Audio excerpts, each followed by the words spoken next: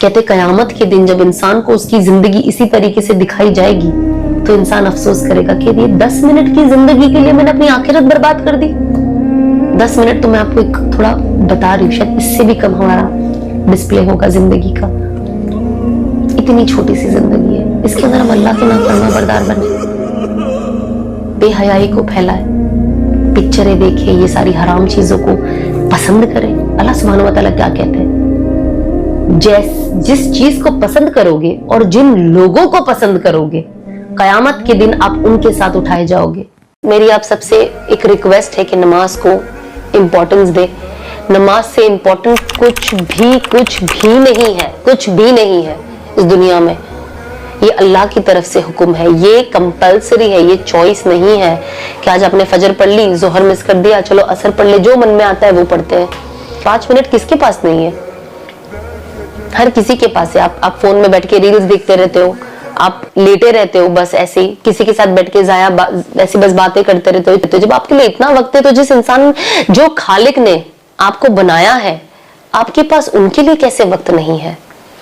नमाज पढ़ने से इंसान गलत को गलत समझता है, सही को सही समझता है, गलत और सही में फर्क देख पाता है। जब आपके अंदर नमाज ही नहीं है, आपका ईमान नमाज से ताजा होता है, तो जब आपका ईमान ताजा ही नहीं हो रहा है तो आप अच्छे और बुरे के बीच में फर्क कैसे करोगे?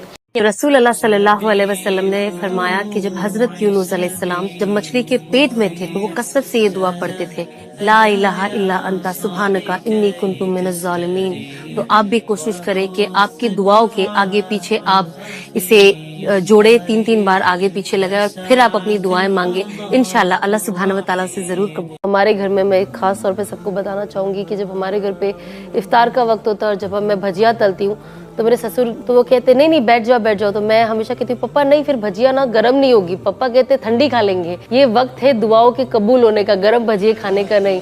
तो आई थिंक ये एक बहुत अच्छी चीज़ मैंने आपके यहाँ पे आपके अब्बू से सीखी। जो हमारे जहन में एक होता है कि इफ्तार है तो गर्म होना चाहिए सब एकदम, कि आप अपने मुंह में डालो तो सब कुछ एकदम सेट, जैसे हम जनरली खाना पसंद करते हैं। बट ये भी एक नया नजरिया मैंने चीजों को देखा कि हाँ ठंडी भी खा लो तो कोई फर्क नहीं पड़ता। तो आई थिंक घर के मर्दों को भी कहीं ना कहीं वो सहूलत घर की औरतों को देना जरूरी है कि अगर दस्तरखान पे कोई चीज ठंडी रहे तो वो ज्यादा इम्पोर्टेंट नहीं है, इम्पोर्टेंट है कि हम इस वक्त को जाया ना करें जो दुआ कबूल होने का वक्त है।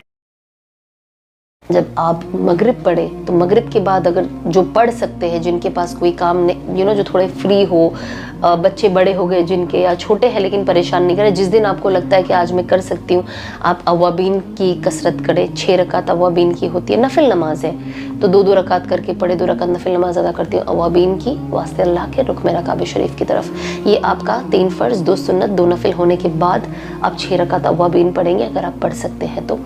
और उसके बाद आप पढ़ोगे सूरा रहमान, और उसके बाद आप पढ़ोगे सूरा वाक़िया।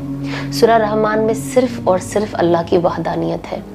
ये एक वाहिद सूरा है जिसमें अल्लाह ने सिर्फ और सिर्फ खुशखबरियाँ दी है, जन्नत के वादे दिए हैं, और कैसा वो मंजर होगा ऊपर उसके वादे दिए हैं, उसके बारे में बताया है। नबी पाक सल्लल्लाहु अलैहि वसल्लम ने फरमाया कि जो शख्स अजान सुनकर अपना काम नहीं छोड़ता, अल्लाह सुब्हानहू व तआला उसका हाथ कामों से ही भर देते, बस वो काम ही करते रहता है फिर।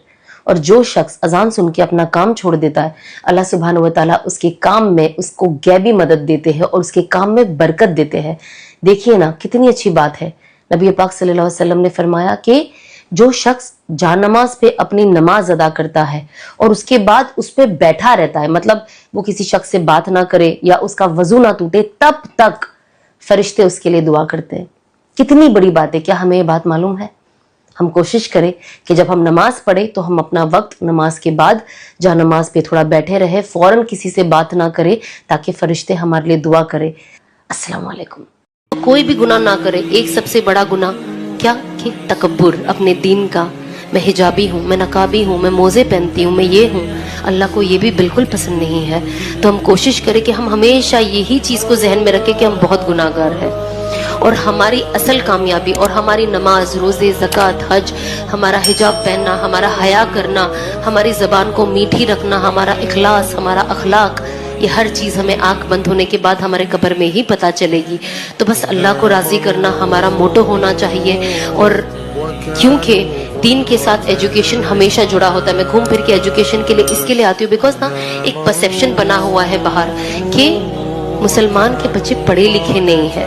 یہ میں نے بہت سنا ہے اور یہ مجھے بہت ہرٹ کرتا ہے, کیونکہ ایسے ہی میں نے بہت مسلمان بچوں کو دیکھا ہے جو بہت کامیابی حاصل کر رہے ہیں دنیا کے کونے کونے میں.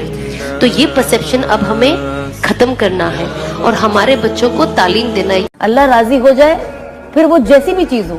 ہمیشہ آئی تھنک میں یہ دعا انس سے سیکھی ہوں, میں یہ دعا ہر بڑے بڑے علماؤں سے سیکھی ہوں کہ جب آپ دعا مانگو, کیونکہ ہم تو بے وقوف لوگ ہیں, انسان کا تو دماغ چھوٹا سا ہے, وہ کچھ بھی مانگتا ہے. تو اللہ سے بس یہ مانگے کہ اللہ جس سے تو راضی ہے, جس سے تو خوش ہے, جو چیز سے میں تیرے قریب آ جاؤں, جس سے تو میرے سے محبت کرنے لگے, بس مجھے وہ راستہ. اگر تم تہجد کی نماز نہیں پڑھ سکتے نا تو اس ٹائم صرف تھوڑی دیر کے لیے اٹھ جایا کرو اور پڑھا کرو لا الہ الا اللہ وحدہ لا شریک لہ لہ الملک و لہ الحمد وہو علی کل شیء قدیر, کیونکہ وہ وقت بہت عظیم ہو